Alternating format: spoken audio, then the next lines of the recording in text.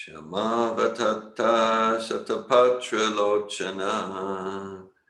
Shamavatata Satapatra Lochana. Pishangavastra Sucha Supeshasa. Pishangavastra Sucha Supeshasa.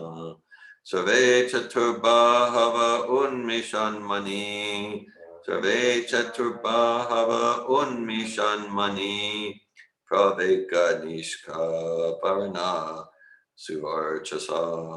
Praveka Nishka Parana Suvarchasa.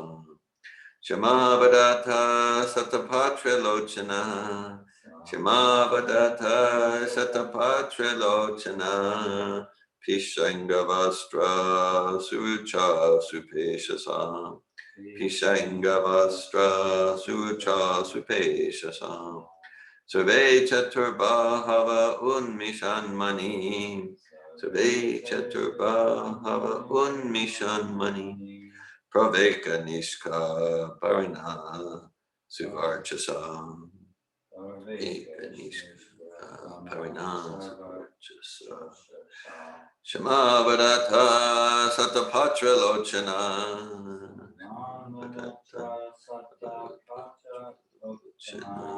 Pishangavastra Sucha Supeshasa. Pishangavastra Sucha Supeshasa. Sarve Chaturbahava Unmishan Mani. Sarve Chaturbahava Unmishan Mani. Praveka Nishka Parana Suvarchasa. Praveka Nishka Parana Suvarchasa.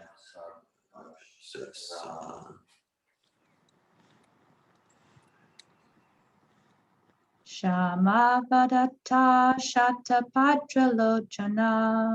Shamavadata Satapatra Lochana. Pishangavastra Surucha Supeshaha. Pishangavastra Surucha Supeshasa. Sarve Chaturbha Hava Unmishan Mani. Sarve Chaturbhava Unmishan Mani. Praveka Nishka Varana Suvarchasa. Praveka Nishka Varana Suvarchasa. Okay. Would anyone else like to recite the verse? This is text 11, chapter 9, canto 2 of Srimad Bhagavatam. We'll go to the word for word. Shama, sky bluish. Avadata, glowing. Satapatra, lotus flower. Lochana, eyes. Pishanga, yellowish. Vastra, clothing. Surucha, greatly attractive. Supeshasa, growing youthful. Sarve, all of them. Chatu, four. Bahava, hands. Unmishan, rising luster. Mani, pearls. Praveka, superior quality. Nishka abharana, ornamental medallions. Suvarchasa, effulgent. Translation. The inhabitants of the Vaikuntha planets are described as having a glowing sky bluish complexion. Their eyes resemble lotus flowers, their dress is of yellowish color, and their bodily features very attractive. They are just the age of growing youths. They all have 4 hands. They're all nicely decorated with pearl necklaces with ornamental medallions, and they all appear to be effulgent. Purport by His Divine Grace A.C. Bhaktivedanta Swami Prabhupada. The inhabitants in Vaikuntha Loka are all personalities with spiritual bodily features not to be found in the material world. We can find the descriptions in the revealed scriptures like Srimad Bhagavatam. Impersonal descriptions of transcendence in the scriptures indicate that the bodily features in Vaikuntha Loka are never to be seen in any part of the universe. As there are different bodily features in different places of a particular planet, or as there are different bodily features between bodies in different planets. Similarly, the bodily features of the inhabitants in Vaikuntha Loka are completely different from those in the material universe. For example, the 4 hands are distinct from the 2 hands in this world. Om Gyanatimirandasya Gyananjana Shalakaya Chakshuranmilitam Yena Tasmai Shri Gurave Namaha Shri Chaitanya Manobishtam Stapitam Yena Bhutale Svayamrupa Kadamayam Dadati Svapadantikam Vandeham Shri Guru Shri Utapadakamalam Shri Gurun Vaishnavamscha Shri Rupam Sagrajatam Saganaraganatam Bidam Tam Sajivam Sadvaitam Savadutam Parichana Sahitan Krishna Chaitanya Devam Shri Radha Krishna Padan Sahagana Lalita Shri Vishakan Vitam Chan Hey Krishna Karuna Sindhu Dinabandhu Jagatpate Gopisha Gopika Kanta Radhakanta Namostute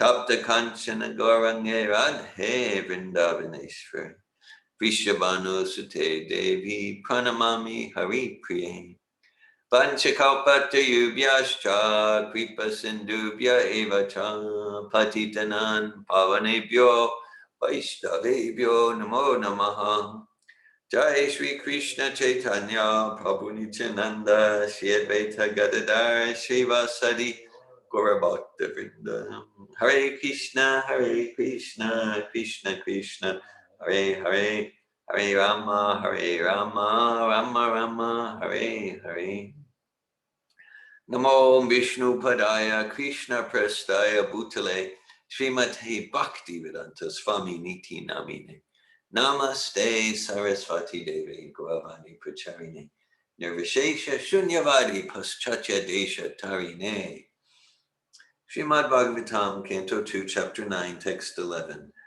Shrimavadata Satapatra Lochana Pishangavastra Sucha Supeshasa Surve Chaturba Hava Unmishan Mani Praveka Niska Varna Suvarchasa. The inhabitants of the Vaikuntha planets are described as having a glowing sky bluish complexion. Their eyes resemble lotus flowers. Their dress is of yellowish color, and their bodily features very attractive. They are just the age of growing youths. They all have 4 hands. They are all nicely decorated with pearl necklaces with ornamental medallions, and they all appear to be effulgent. Hare Krishna. Hare Krishna. Yes, so last night I was looking at some transcriptions of Prabhupada gave several lectures, actually in Japan, on this section of Bhagavatam, these beginning verses of the 9th chapter of the 2nd canto. And there's one lecture where he's talking about the series of 6 verses or so, including this one. And he's really training the students there to chant the Sanskrit, and he's encouraging them to read his books. And then when he starts his lecture, he said he started with this. He started with, this material world is simply a nightmare. And then he went on. That was the language he used. This material world is simply a nightmare. And then he described how it's a hallucination, a dream. And he goes, but we are so foolish that we stay attached to it. We stay stuck to it. And so here in this section of Bhagavatam, this is Brahma's realization, as described by Shukadev Goswami, as described by Srila Vyasadeva. We're getting a window into a spiritual realm. We're getting a window into a spiritual realm. And because we sometimes we can think or hear, well, yes, but I can't see it. Krishna talks in Bhagavad Gita about jnana chakshus, shastra chakshus, to see through the eyes of knowledge. Sometimes it's an argument we hear, whether about God or any descriptions. It's like spiritual world.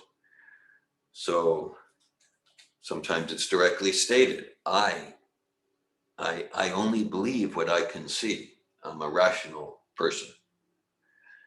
So we should understand that that's complete nonsense. If we were to ask ourselves or the person, okay, do you believe in Tibet? Do you believe that Tibet exists? Well, yeah, of course. Oh, you've been to Tibet. You've seen it. Well, no. Well, you just said you only believe things you can say. No, well, but I have friends who visit.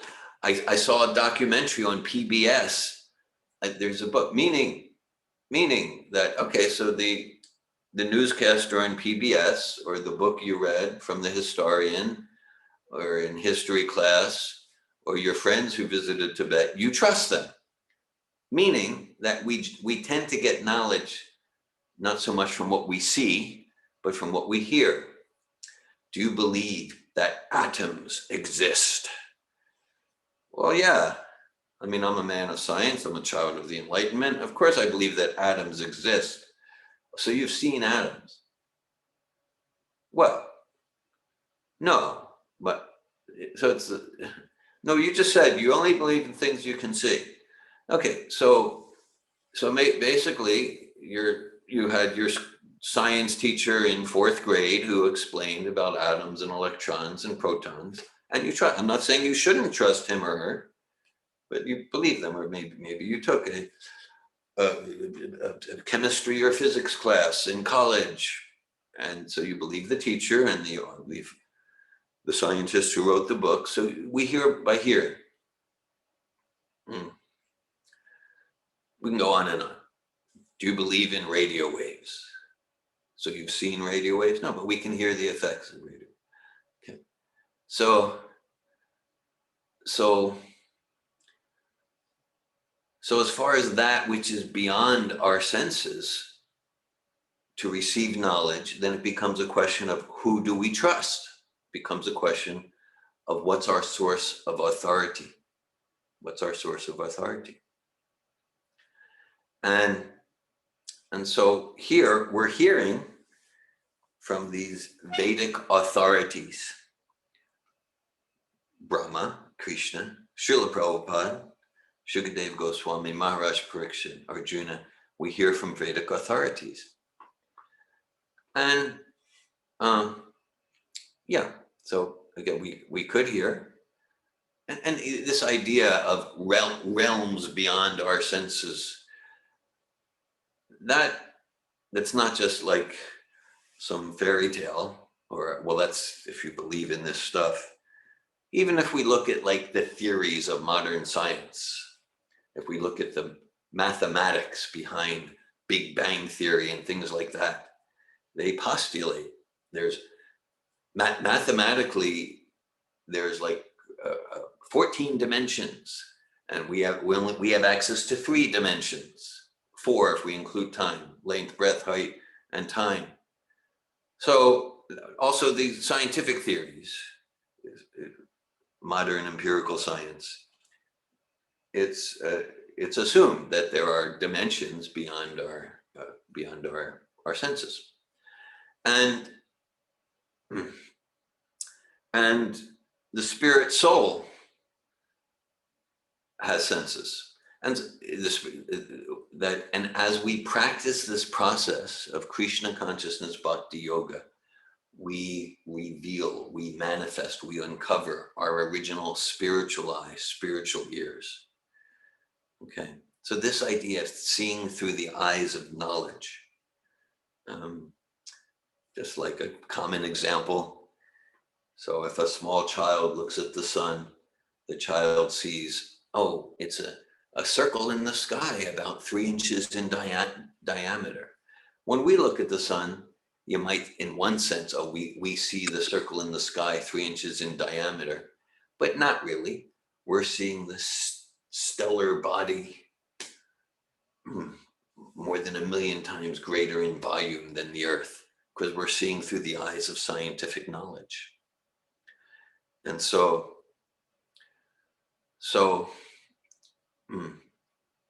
similarly, well, we can use the metaphor of like a road map.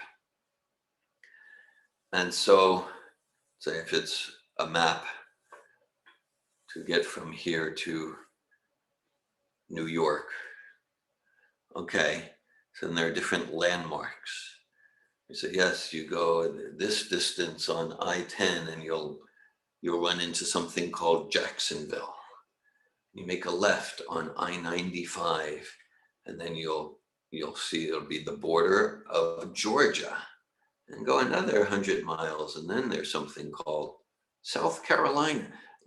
So many, okay, and then we see, okay, well, my experience is completely consistent with the map. And the more that happens, then the more I trust this map. Now, so far, I haven't personally experienced Virginia, but I'm trusting because there's been like 15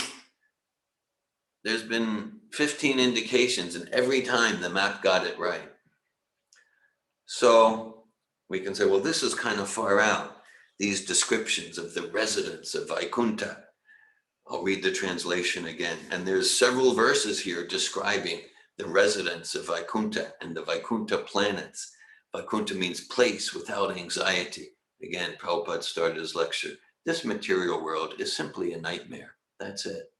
So then he's describing, and there's parastasmatu bhavonyo vyakto vyaktat sanatana, and there's another realm that's completely free from anxiety. So this verse reads, the inhabitants of the Vaikuntha planets are described as having a glowing sky bluish complexion. Their eyes resemble lotus flowers, their dresses of yellowish color, and their bodily features very attractive. They are just the age of growing youths. They all have 4 hands. They're all nicely decorated with pearl necklaces, with ornamental medallions, and they all appear to be effulgent. The next verse reads, some of them are effulgent like coral and diamonds in complexion and have garlands on their heads, blooming like lotus flowers, and some wear earrings. Okay, and it goes on to describe the airships in Vaikuntha. So this is personalism. What's our idea of the absolute? What's our idea of the foundation of all reality? Is it nothing? Is it matter? So the Bhagavatam starts, Janmadhyasya yataha, which means everything that exists in its effect must exist in its source. So we have airplanes. So there must be spiritual airplanes that don't create pollution. We have form. And here there's jewelry and dress and color.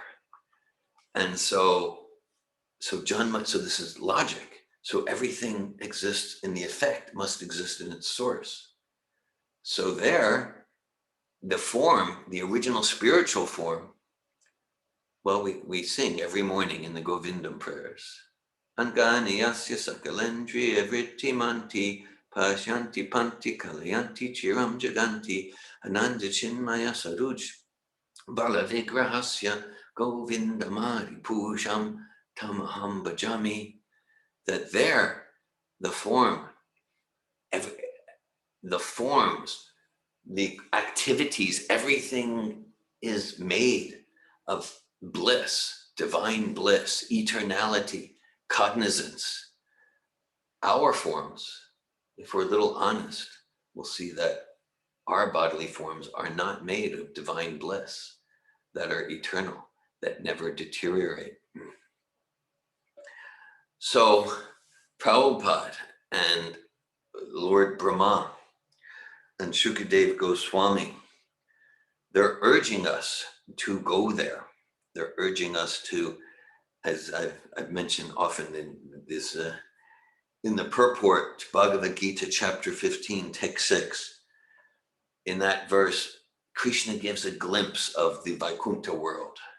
And in the purport, Prabhupada says, one should be captivated by this information.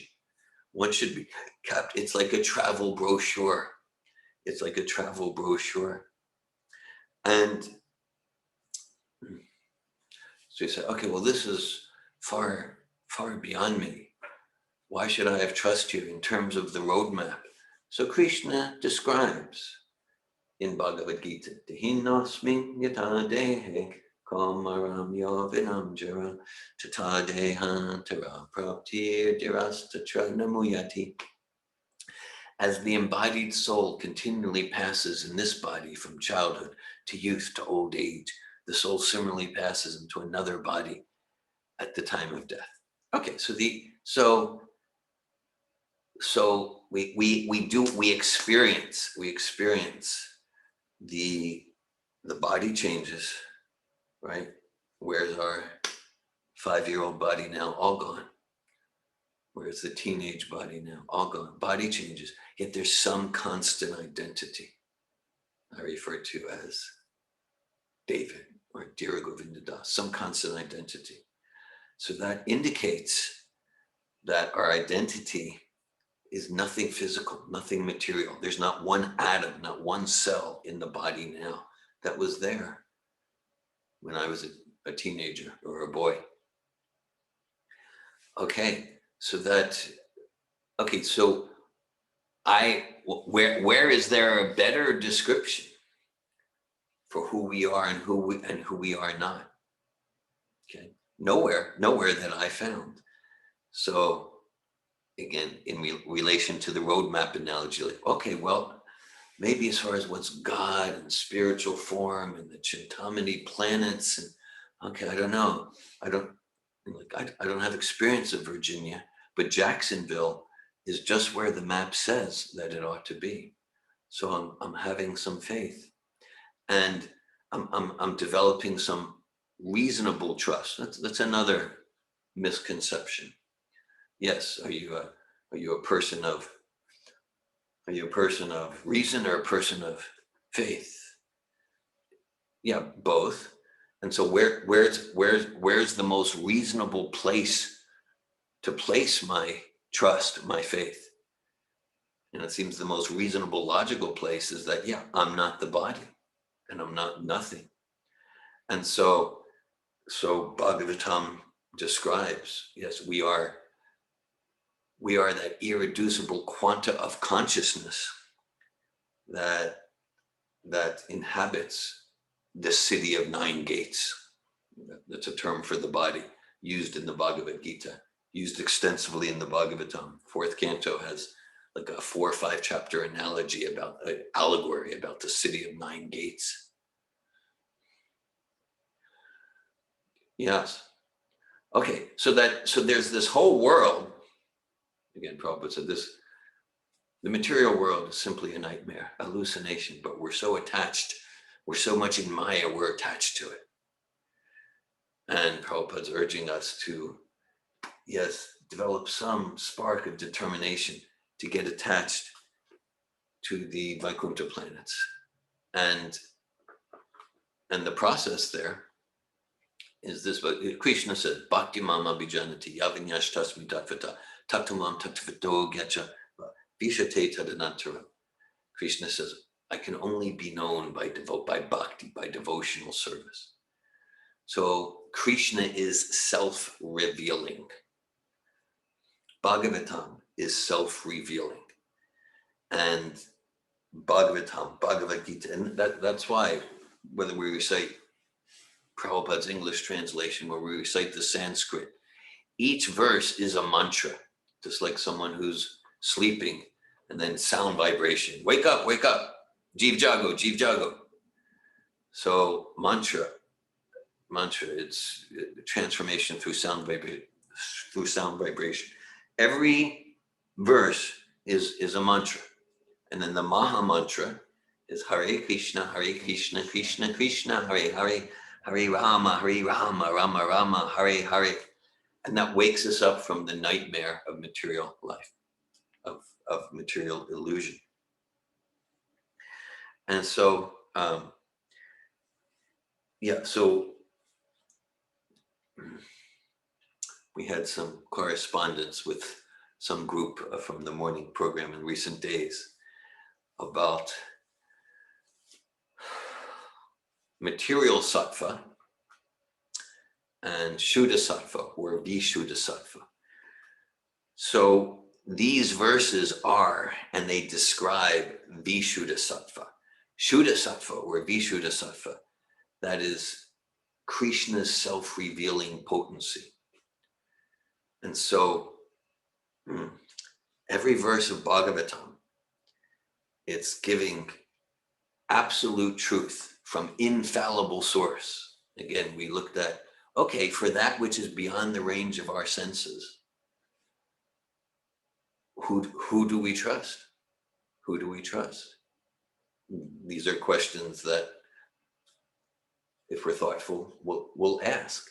I know that, in some sense, in many senses, I'm very discouraged and disappointed in my slow pace of surrender. If I look over the 40 years, very slow pace of advancement. But definitely I can see a marker for progress is that each year, I'm trusting these spiritual authorities as sources of my knowledge more than my own material senses or material sources of authorities, whether they're, what I grew up with or like that. Not that there's no knowledge in other sources, but material sources by nature are subject to the cheating propensity, subject to limitations, subject to mistakes, subject to illusion. And so based on my experience, this is more and more where this is the reasonable place to, I'm trusting Lord Brahma, trusting Srila Prabhupada for knowledge in all spheres. And so material sattva, I say, like in our sattva tov environments, we do a lot of introspection work and communication.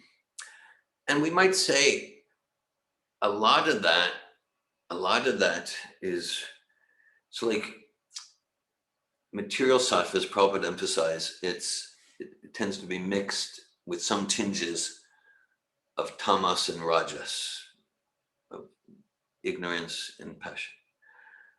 So material sattva means that which is covered by tamas and rajas becomes uncovered and revealed. So it might be something like, yes, I can see I've been wallowing in shame and depression to avoid responsibility for my life. Okay, removing the veil of tamas and rajas. That, I can see I was inauthentic with you because I wanted to manipulate you to my agenda, so I was concealing something. Okay, and I'm realizing that now. Okay, and then Shuddha Sattva or Visuddha Sattva, it's not just, well, if you take material sattva and remove the tinges of passion and ignorance, then you got the spiritual sattva. No, Spiritual Sattva, it's a whole different entity.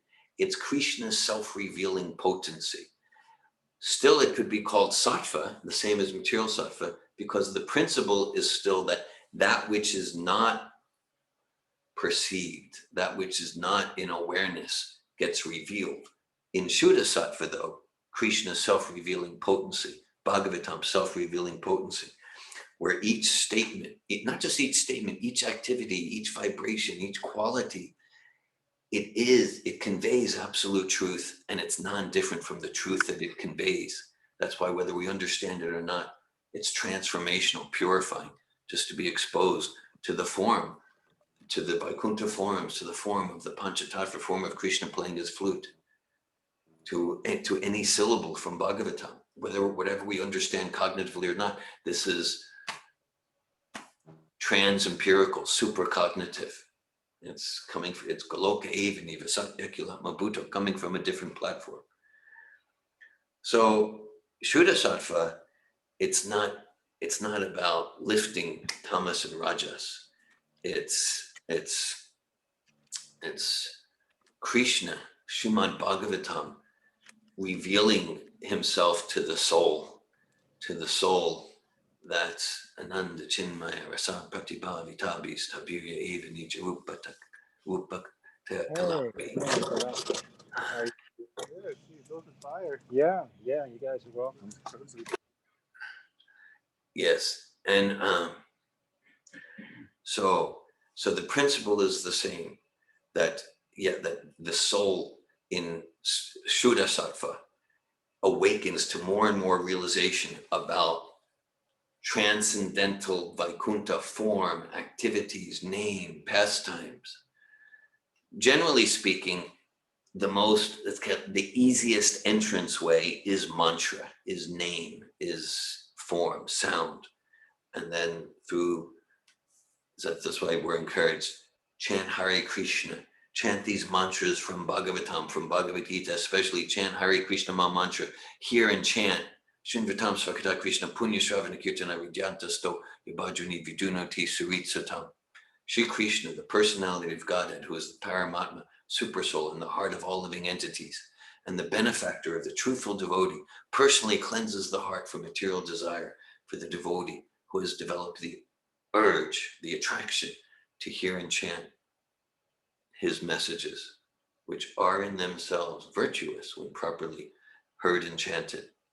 And Tada Rajas Tamo Bhava Kamalabhadayascha Chitayatera Navidam Stita Sattve Prasidati.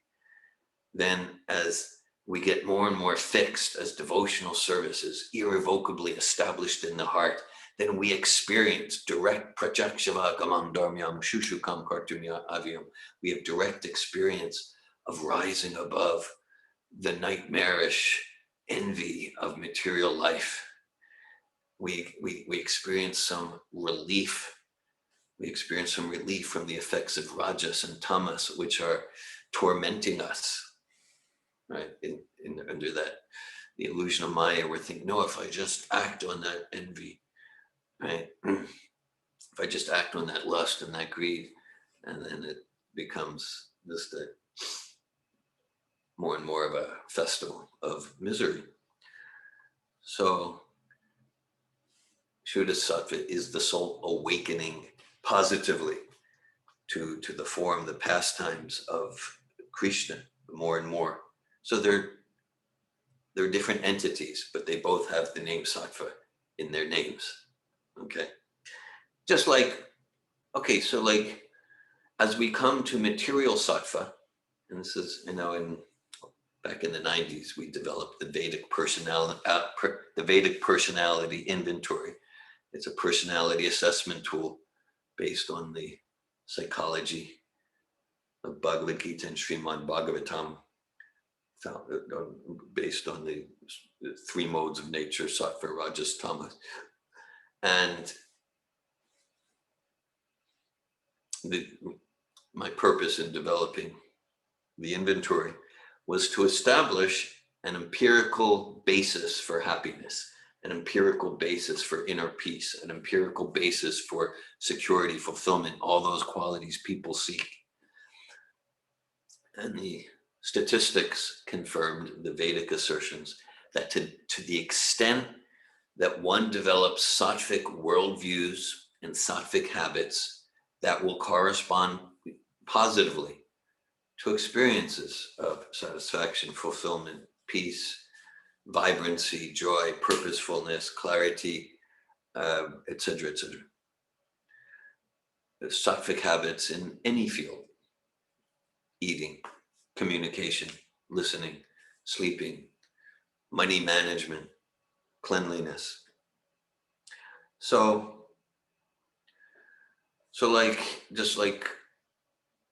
all right, so let's say we're outside and then dawn is approaching. The sun is starting to rise. So that's sort of like the material sattva, metaphorically. So with the sun rising, so by cultivating material sattva, then we don't get direct revelation about God, about Krishna, but we do get a sense that there is this supreme personality, just like as this, even before the sun rises with the glimmers of dawn, immediately our fears subside. We can say, oh yeah, there's not someone behind that bush, there's not a snake there, even with the glimmers of dawn. And we have a sense, we can guess the sun's going to be rising soon, but just with the glimmers of dawn, we don't really have much of it, not much knowledge, much direct experience of the sun blazing in the sky. But we guess, oh yeah, the sun's going to be rising soon. So we're encouraged to cultivate sattvic habits in our relation with anger, our relation with emotion, our relation with each other, in all aspects of life. And at the same time, not to make sattvic consciousness the goal. Just like we go to the airport as a launch pad to go somewhere else, but the airport itself is not the goal. And so the goal is this Shuddha Sattva, Krishna's self-revealing potency. And we're really it's a very intense part of the Bhagavatam, where a name for Krishna is Vaikuntha, and Vaikuntha is revealing himself to us through these verses. Vaikuntha is revealing himself to us through these verses. And so, from the forms here, from the activities here, it's just like, in one sense, they are nothing, just like the shadow is nothing like the substance. The shadow of a tree or the shadow of a person is nothing like the substance. It's just completely, like, just by knowing the shadow, no, you're not getting what the building is. You're not getting what the tree is, what that human being is. At the same time, from the shadow, we can get some indication. Okay, so it means the actual tree, the actual building has shape. Okay. So similarly, like these bodies, which are not made of divine bliss, Krishna says in Bhagavad Gita, Abrahma bhuvanaloka punar vartinarjuna, mamu pecha tukante punar vartinarjuna, mamu pecha tukante dugalayama shashvatam. He says that all, from the highest planet to the lowest, every place in the material world, it's a temporary place full of miseries. We're not going to be satisfied in this realm. Okay, so the encouragement is to uncover, reveal our original consciousness. That's why Prabhupada says this chanting Hare Krishna, it's not something artificial. It's not something artificially imposed from some external source. This chant Hare Krishna, we chant japa, we chant kirtan, it is the original consciousness of the soul, and it awakens us to our original senses.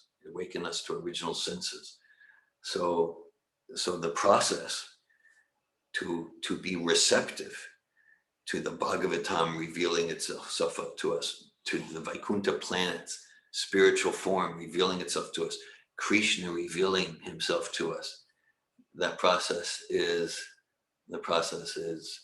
bhakti, right? Certainly, part of our process of bhakti is to study the philosophy and to study Prabhupada's books, definitely. And that is bhakti. That's different than Vedeshu Durlabha Madurlabha Matma Bhaktal Govinda Madi Purusham Tamaham Bhajami, that by some sort of like dry scholarship, we're just, Prabhupada quotes Bhakti Siddhanta, that we can analyze what the honey tastes like. I think it tastes like this. I think it tastes like this. But if we want to taste the honey, we need to open the jar. We can analyze for 1,000,000 years. We need to open the jar, taste the honey. So opening the jar, tasting the honey, that means giving ourselves to the process with whatever spark of sincerity, with whatever spark of love and devotion we can muster. Otherwise, it's just like if so the Vedas, Krishna, Bhagavatam, they say, here's how you can understand this. Here's how you can realize what these messages are through bhakti. And we go, well, no, I'm not going to do the process of bhakti, but I'm going to study this scholar who said this scholar who said that. So it's kind of like if the doctor says, the physician says, here's how you'll, here's the directions, here's how you'll get well. And we say, no, I'll ignore that, and I'll do this and that. Then, the process won't be powerful.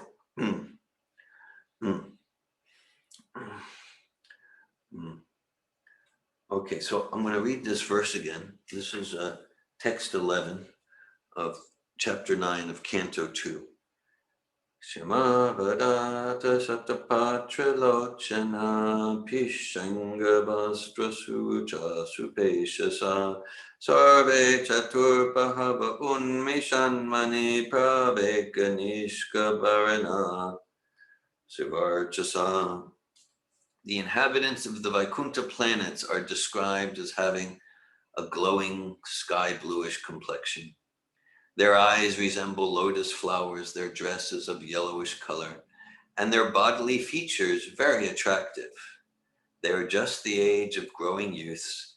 They all have 4 hands. They are all nicely decorated with pearl necklaces with ornamental medallions, and they all appear to be effulgent. Hare Krishna.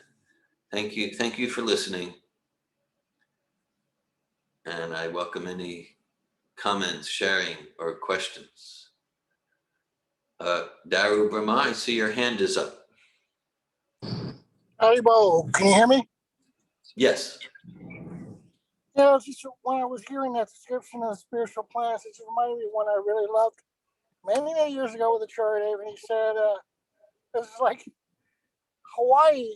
Well, of course, remember there was planes that could travel across the ocean. Didn't start until around the 40s or so. But so, what they did, Hawaii's been out there for thousands of years, for these hundreds of years, but so they actually started advertising with, these attractive girls and their leis. They would put on people's necks and show this beautiful islands with all these flowers. And people started thinking, man, we should go to Hawaii. And there was a huge uptick in the amount of flights to Hawaii. And it's like nobody even thought of putting in their travel plans. It was always like Paris or something like that. But similarly, I was thinking, like, until Prabhupada came and gave us these books, no one really put plans into going to the spiritual world, because we didn't know what it looked like. We had never seen it. There was no pictures of it. And now we had, and then according to you from Lord Brahma's statement, every step is dancing and every word is singing. And what to speak about all these things that we hear about now, that we now know it. So finally, not many of us are putting into our travel plans. But I just remembered that analogy. I liked it a lot. So I just want to pass it on. So. Thank you, Dara Brahma. Thank you. I didn't hear every word, but I think I got the gist. A simple analogy of Hawaii, maybe till a certain point, fairly recently in history, people didn't think about going to Hawaii, But then maybe a few people went and then came back to like United States and Europe. Oh, it's real. This is a really special place, Hawaii. And then, okay, there was more and more boats and flights to Hawaii. And so similarly, like, so Prabhupada, Prabhupada is saying, like, there's this place called Vaikuntha. There's this place called Goloka Vrindavan. I've been there. Well, it's not a past tense. So the pure devotee, they might be here, they might be in Los Angeles or Florida or India, but they're simultaneously in Goloka Vrindavan. And he's saying, like, you can go there. You could just, like, if we want to go to Hawaii, so there's a process. We earn enough money and we pay the ticket, and then we go through security at the airport. There's a process to get to Hawaii. And I like your analogy, and completely. And so maybe, I don't know, 150 years ago, probably people weren't going to Hawaii, but then whatever the 100 years ago, by the 1950s, it's like, Hawaii is the place to go. So Prabhupada's awakening in us, like there's this place, it's Vaikuntha. It's not a nightmare. This is like, that's, here are descriptions. All the bodies and activities are made of eternity, bliss, and cognizance, and the price of the ticket is to give ourselves to bhakti yoga. Thanks for the Hawaii analogy. By the way, one other thing is that, you've seen these chick publications, these Christians who pass out their little comics, and they say, one where God is actually in the spiritual world. Here's God. Now, what's he doing? He's sitting on a huge throne, and you got everybody else lined up, going back to eternity, basically, and he's just judging. You go to heaven, you go to hell, heaven, hell. And that's what their vision of the spiritual world. They got no information. So all they can do is think that God is sitting in this huge throne, and all he does is judge people for eternity. And so, not very inspiring to go there either. And maybe if you might hang in the air and play like all those things, those harps. Yeah, maybe they might do that just to get a little noise. But otherwise, nothing else. They don't have any information. At least we have a lot of information. That's very nice. I just want to throw that out too. Haribol.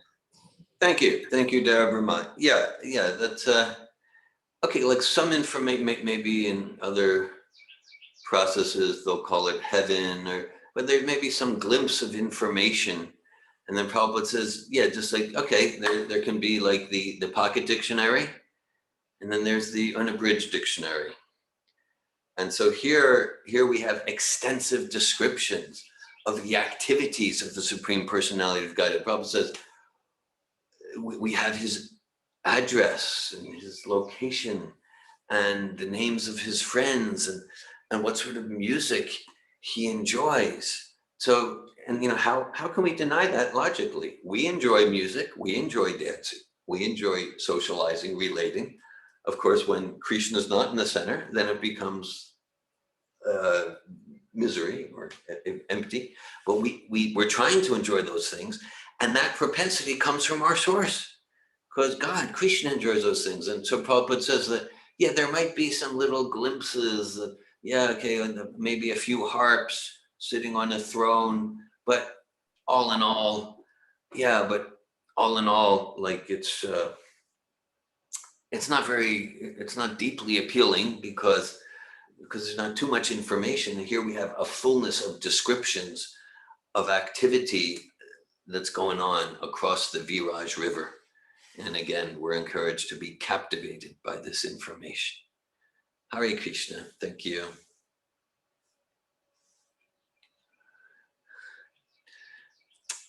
Thank you. I welcome any other sharing, realizations, questions, comments at this time.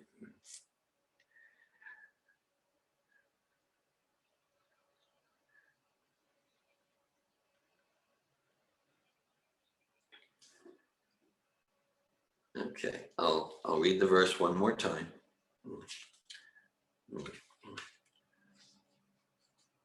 Shama Vadata Shatapatra Lochana Pishanga Vastra Sucha Supeshasa Sarve Chaturbhava Unmishanmani Praveka Nishka Varana Suvarchasam. The inhabitants of the Vaikuntha planets are described as having a glowing sky bluish complexion. Their eyes resemble lotus flowers, their dress is of yellowish color, and their bodily features very attractive. They are just the age of growing youths. They all have 4 hands. They are all nicely decorated with pearl necklaces with ornamental medallions, and they all appear to be effulgent. So you can meditate on a verse like this, along with chanting Hare Krishna, and purify our existence and make our lives sublime.